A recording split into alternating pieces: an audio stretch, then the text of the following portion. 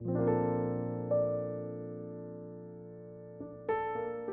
오늘 함께 나눌 말씀은 바로 그 조건에 따라서 예수님이 어떻게 순종하셨는가에 대한 내용을 살펴보게 되는 겁니다. 그러니까 우리가 결국 누구를 따라서 살아야 하는가, 어떤 모습의 본을 따라가야 하는가, 결국 예수님입니다. 말씀도 예수님을 향하여 집중하고 있고요. 우리가 따라야 될 모범이 또한 예수님입니다. 어떤 존경하는 사람이 그 모범의 흉내는 낼 수 있어요. 하지만 그 모범의 완전한 자는 바로 그 어떠한 사람도 될 수 없으며 하나님인 예수님밖에 될 수 없는 것입니다. 그래서 그 예수님은 어떻게 순종하셨는지 오늘 함께 말씀을 통해서 살펴보려는 거예요. 특별히 함께 읽은 말씀은 예수님의 겟세마네 기도에 대한 내용입니다. 십자가에 달려 돌아가시는 그 순간, 그 전날, 가장 그 결정적인 순간, 우리가 어둠도 가장 어두울 때가 있잖아요. 지금처럼 해가 뜨기 직전에 가장 어두운 것처럼 가장 괴롭고 가장 힘들고 가장 절정에 이르는 그때가 바로 이 겟세마네 기도의 시간이 아니었을까 생각합니다. 제자들과 함께 방문한 그 자리에서 예수님은 십자가의 이 고통을 감당해야 될 그것을 놓고 기도하셨겠죠. 우리는 이 말씀을 통해서 우리는 어떻게 순종해야 하는가 그것을 살펴볼 수 있는 거예요. 첫 번째가 아버지의 원대로라는 내용입니다. 말씀을 펴놓고 39절과 42절을 번갈아 가면서 한번 이 말씀을 좀 묵상하기를 원해요. 아버지가 원하는 것, 곧 하나님이 원하는 것과 내가 원하는 것이 있어요. 그런데 아버지, 그러니까 하나님이 원하는 것은 누구를 위한 일입니까? 그것은 아버지를 위한 일이 아니라 나를 위한 일입니다. 우리를 위한 일이에요. 그렇지만 내가 원하는 것은 무엇입니까? 무엇이죠? 당연히 내가 하고 싶은 것이겠죠. 그러니까 하나님은 나를 위해서, 우리를 위해서 무엇인가 구하고 유익한 것을 찾으십니다. 하지만 우리는 하나님을 위해서 구하기보다는 나를 위해서 구하는 것이에요. 이 차이점이 있다는 겁니다. 그래서 우리는 내가 하기 싫은 것은 피하려고 합니다. 내가 하고 싶지 않은 일은 하지 않으려고 합니다. 하지만 아버지인 하나님께서는 우리를 위해서 그것을 피하지 않으신다는 거예요. 이것이 차이점입니다. 그래서 예는 좀 맞지는 않지만 굳이 억지로 비유해서 이 예를 들면 아마 결혼 상대자와 부모님의 갈등으로 볼 수 있겠죠. 대부분의 부모는 자녀가 잘 되기를 바랍니다. 그리고 아름다운 가정을 꾸리기를 바라요. 그래서 부모의 경험으로 그 자녀가 그러한 경험에 맞는 사람이 있기를 기대하고 또 바라죠. 그런데 자녀는 어떻습니까? 내가 원하는 사람, 나의 마음에 드는 사람을 찾게 됩니다. 이것이 다른 점입니다. 그러면 이 둘 사이에는 항상 갈등이 존재하게 되는 거예요. 우리는 이 예를 통해서 하나님의 마음과 내 마음을 들여다볼 필요가 있는 것입니다. 어렸을 때는 부모님의 말을 들었지만 이제는 성인이 되었으니 내 마음대로 하겠다. 그리고 최소한 결혼 상대자는 내 마음에 드는 사람을 결정하겠다. 이런 것이겠죠. 저도 그랬을 겁니다. 그리고 여기 있는 대부분의 사람들도 그러했을 거예요. 부모님의 말을 듣지 않으려고 하는 자녀의 마음이죠. 그런데 말씀에 적용해 보면 하나님의 말씀을 마음에 두기 싫어하는 인간의 본성과도 닮아 있는 겁니다. 그리고 첫날 살펴봤듯이 불순종의 아담의 상태와도 같은 거예요. 이럴 때 부모인 우리는 대부분 자녀에게 집니다. 자녀가 원하는 대로 하도록 그대로 두지요. 내가 결혼할 것도 아닌데, 내가 그 사람과 살 것도 아닌데 마음에 들지는 않지만 네가 마음에 든다면 살아라 라고 허락을 해주죠. 아무리 마음에 들지 않아도요. 그런데 하나님은 어떤 분이십니까? 하나님은 우리를 포기하지 않는다는 것이에요. 그래서 골로새서 1장 28절은 이렇게 말합니다. 우리가 그를 전파하여 각 사람을 권하고 모든 지혜로 각 사람을 가르침은 각 사람을 그리스도 안에서 완전한 자로 세우려 함이니라고 말해요. 그러니까 하나님께서는 우리를 끝까지 포기하지 않는다는 겁니다. 목적은 무엇입니까? 완전한 자로 세우기 위해서예요. 그래서 하나님은 우리 인생을 완전한 자, 곧 완전한 순종으로 이끌어 가신다는 겁니다. 그래서 지금 그 길을 순종하지 못한다 할지라도 하나님은 다른 길을 예비하십니다. 그리고 그것을 통해서 또 순종을 요구하십니다. 그리고 우리는 그 길에 또 순종하지 못해서 다른 길을 선택하죠. 그때 하나님은 어떻게 합니까? 끝까지 포기하지 않고 또 그 길을 제시하시는 분이라는 겁니다. 목적은 완전한 자로 세우기 위해서라는 거예요. 이것이 하나님께서 우리를 향하여 갖고 있는 마음입니다. 교회에 대해서 다양한 교회를 선택할 수 있어요. 사람에 대해서 우리는 다양한 사람을 선택할 수 있습니다. 직업에 대해서도 우리는 다양한 직업을 선택할 수 있습니다. 우리의 미래도 마찬가지입니다. 우리가 그러한 결정을 했다고 하나님이 우리를 미워하시거나 우리에게 벌을 주시는 분은 아닙니다. 하지만 기억해야 할 것은 그 많은 선택에서도 하나님은 끊임없이 꾸준하게 우리를 향하여 끝까지 원하시는 것이 한 가지가 있다는 것이에요. 그 수많은 일들과 수많은 상황을 통해서 하나님은 끊임없이 우리에게 부탁하고 요구하시는 것이 있다는 겁니다. 그래서 우리는 그것을 발견해서 그곳에서 그것을 실천하는 거예요. 나의 마음에 드는 것이 아니라 하나님께서 원하시는 것에 맞추는 겁니다. 그래서 예수님이 기도하셨듯이 아버지의 원대로 하옵소서라고 기도하게 되는 것이죠. 그래서 결국 아버지의 원대로 우리는 꺾이는 경험이 필요하다는 것이에요. 부러지는 경험입니다. 또 무너지는 경험이죠. 자신의 자아와 자신의 자존심과 자신의 불순종과 자신의 조건의 믿음이 무너지고 꺾이는 경험이 있어야 하는 거예요. 그래야 내 원이 아니라 아버지의 원에 따라갈 수 있는 것입니다. 사실 이 아버지의 원은 고통이 아닙니다. 왜 그것이 고통이 될까요?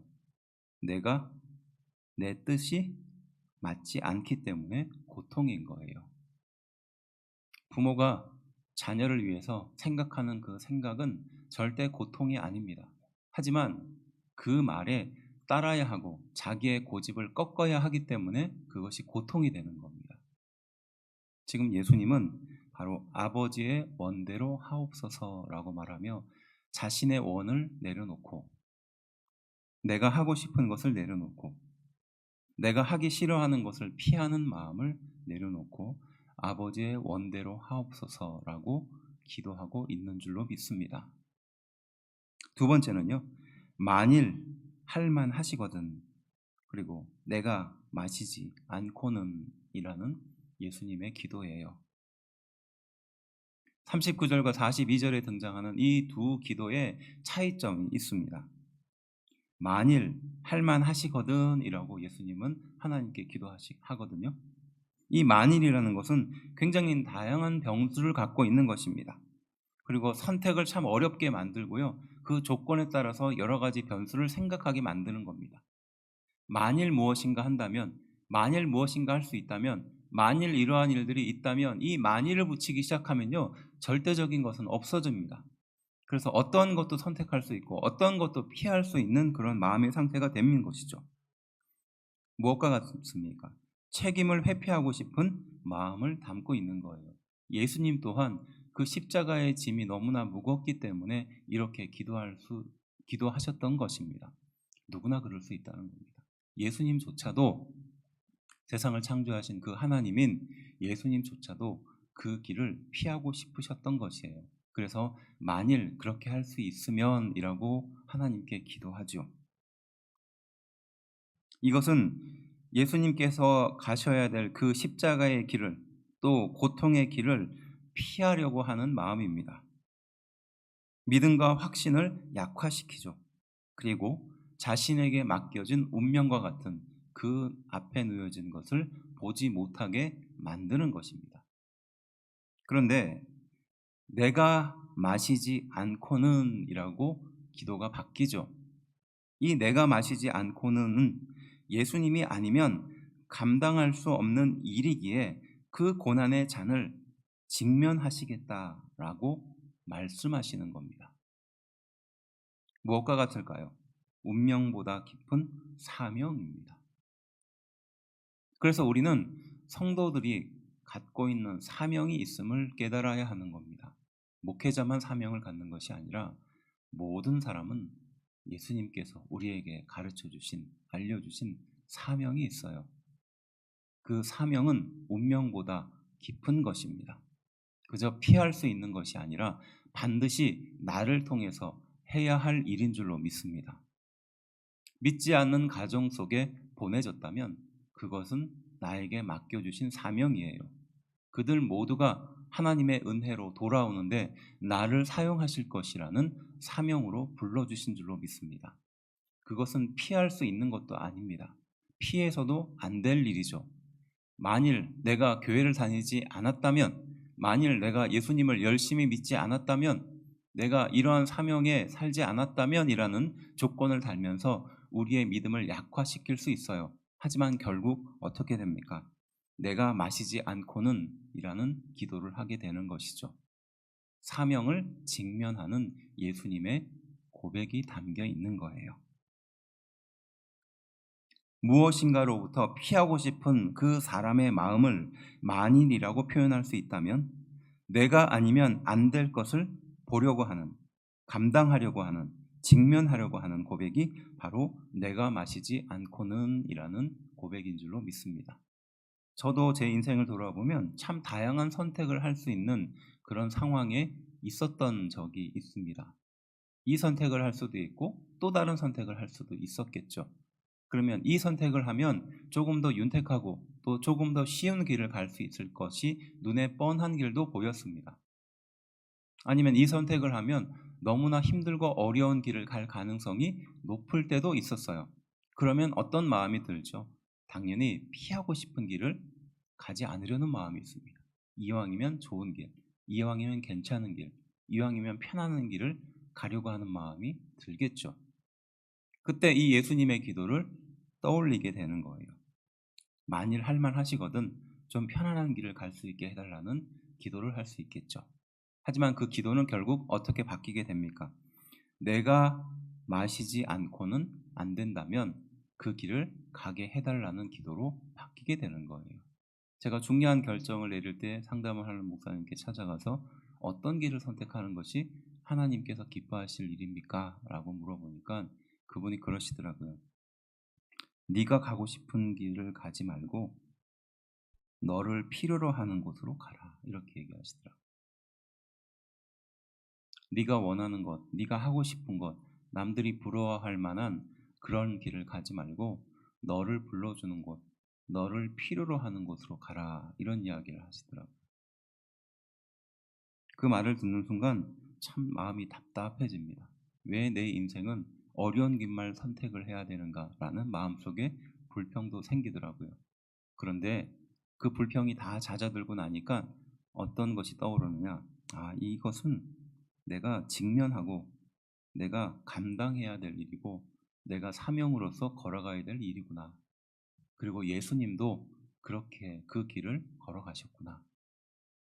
그러니까 마음이 편안함을 찾을 수 있었어요. 평안을 회복할 수 있었습니다.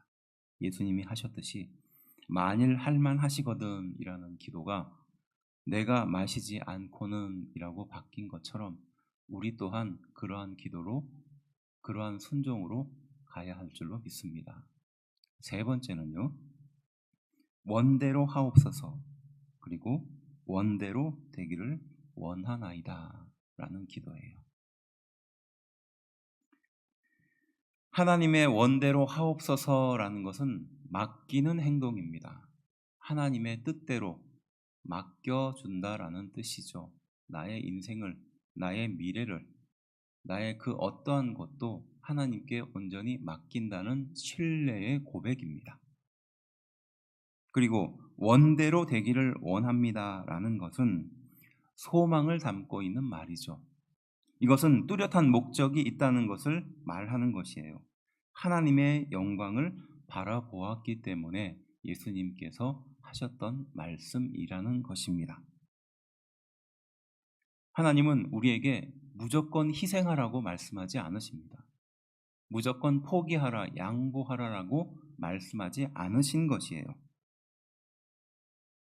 오히려 하나님은 우리에게 무조건 하나님의 영광을 바라보라라고 교훈하고 계십니다. 하나님의 영광을 바라보는 것은 결코 잘못된 것이 아니고 포기하는 것이 아니고 희생하는 것이 아니에요. 더 좋은 것을 바라보는 것입니다. 그리고 거기에는 소망이 담겨져 있습니다. 어떤 분이 그런 이야기를 했어요. 은퇴하고 나면 할 일이 없어서 집에서 텔레비전만 보게 되더라. 그리고 나이가 더 들어 몸이 아프게 되면 그렇게 인생을 마감하게 되더라. 그것이 우리 인생의 마지막이라면 굉장한 허무함일 겁니다. 하지만 하나님이 우리에게 맡겨주신 그 사명을 바라보면서 그렇게 마지막까지 달려갈 수 있다면 그것은 축복입니다. 그리고 그 마지막 목표가 다른 것도 아닌 하나님의 영광이라면 그 어떤 것과 비교할 수 없는 값어치 있는 인생을 사는 것인 줄로 믿습니다. 요한복음 6장 38절은 이렇게 교훈합니다. 내가 하늘에서 내려온 것은 내 뜻을 행하려 함이 아니요 나를 보내신 이의 뜻을 행하려 함이니라 라고 말하죠. 예수님마저도 이 세상에 오신 목적은 자신의 뜻을 이루기 위해서 온 것이 아니라 하나님의 뜻, 나를 보내시는 이의 뜻을 행하게 하기 위해서 이 자리에 왔다라고 고백하는 것입니다. 여기서 중요한 것은 나를 보내신 이의 뜻이죠. 하나님의 뜻입니다. 곧 하나님의 영광이죠. 빌립보서 2장 13절은요 이렇게 말합니다. 너희 안에서 행하시는 이는 하나님이시니 자기의 기쁘신 뜻을 위하여 너희에게 소원을 두고 행하게 하시나니 라고 말해요. 그래서 우리가 감당해야 될 그 부담스럽고 괴로운 그 일을 부담스러움으로 감당하게 하는 것이 아니라 이렇게 소원을 두고 기쁨을 갖고 그 일을 감당하게 하시는 거예요. 저조차도 하나님의 일을 맡는 이 일을 굉장한 부담감으로 느끼고 굉장한 불편함으로 느꼈었을 때가 있습니다. 내가 그 일을 감당할 수 있을까? 그러한 인생을 살 수 있을까? 또 내 인생 하나 바꾸지 못하는데 어떻게 다른 사람에게 영향을 미치며 그들에게 바른 길로 인도하는 인생으로 살아갈 수 있을까? 좀 내가 편한 대로, 내가 하고 싶은 대로 그렇게 살면 안 될까라는 유혹에 빠질 때도 있었어요. 하지만 하나님은 저를 통해서 이 맡겨진 일을 기쁨으로 또 소원을 두고 또 간절히 사모하게 이 일을 맡겨주시는 것을 볼 때가 있습니다. 마찬가지로 하나님은 우리에게 고통을 원하는 것이 아니에요. 기쁨으로 그 일을 감당하기를 원하십니다. 그리고 사실 그 일은 세상의 어떤 것보다 가장 기쁜 일입니다. 그래서 너희로 하여금 소원을 두고 행하게 하신다는 거예요. 이것이 소망이 있다는 것을 말하는 거죠. 하나님의 영광을 바라보는 것이 바로 최고의 기쁨이다라고 설명하는 것입니다. 그 어떠한 것과도 비교할 수 없는 그러한 능력과 은혜가 있다는 것을 말하는 것입니다. 그래서 우리는 예배에 오는 것이 예배에 나가기 위한 과정이 기쁨이 되는 거예요. 하나님의 일을 하는 것이 소원이 되고 기쁨이 되는 것입니다. 의무로 하는 것이 아니라 어쩔 수 없이 하는 일이 아니라 내가 집사니까, 권사니까, 내가 무엇이니까, 내가 그 교회에 어떤 일을 해야 하니까 감당하는 것이 아니라 그 일 자체에 대한 기쁨과 소원과 소망함을 갖고 하는 것이죠. 예수님의 기도가 이렇게 바뀌게 되는 것입니다. 하나님의 영광을 바라보는 것이 인생의 최고의 기쁨이고 그 어떤 것과도 비교할 수 없는 기쁨이고 영광이라고 고백하는 것이죠. 사람을 위해서 만약 희생했다면 그것은 뿌듯한 일이죠. 그리고 칭찬받을 일이고 나 스스로에게도 힘이 되는 일입니다. 그런데 하나님을 위해 기꺼이 희생한다면 이와는 비교할 수 없는 기쁨과 칭찬이 우리에게 있는 줄로 믿습니다. 바로 그것이 순종의 기쁨이에요. 바로 예수님이 그래서 원대로 하옵소서 또 원대로 되기를 원하나이다 라고 기도하고 있습니다. 하나님의 소원을 이루는 도구가 되는 기쁨, 이것은 우리에게 간절한 소망을 불러일으킵니다. 그래서 영혼을 향한 소원의 강력함을 담고 있는 것이에요. 우리가 교회의 일들을 감당하는 것은 또 우리에게 맡겨주신 사명들을 감당하는 것은 결국 영혼에 대한 소중함으로 이어집니다. 영혼을 소중하게 여기는 것이 얼마나 대단하고 그 기쁨이 얼마나 큰지 이로 말할 수 없는 것을 말하는 것입니다. 예수님 또한 지금 이 십자가의 고통을 능히 감당할 수 있었던 이유는 바로 영혼 때문인 것이죠.